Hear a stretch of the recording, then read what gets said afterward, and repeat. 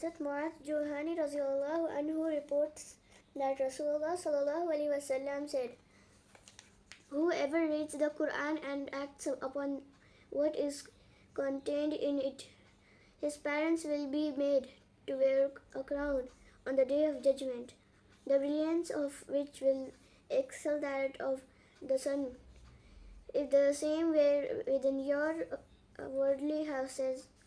So what do you think about the person who himself acts upon it?" So according to this hadith, what will be given to the parents of person who reads Quran and acts according to it? So the person who reads Quran and acts according to it, his parents will be given a crown on the day of judgment, whose brightness will be more than the brightness of the sun. Then what do you think about the person who reads Quran and acts according to it himself? What will be the situation of that person? Which type of crown will be given to that person, and how will be the brightness of his crown?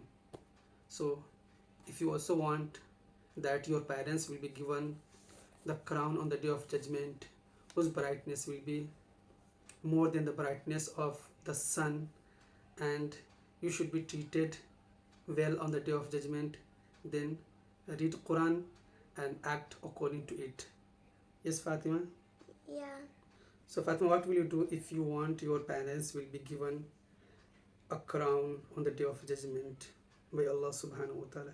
What will you do? I will read Quran and act upon it. Inshallah.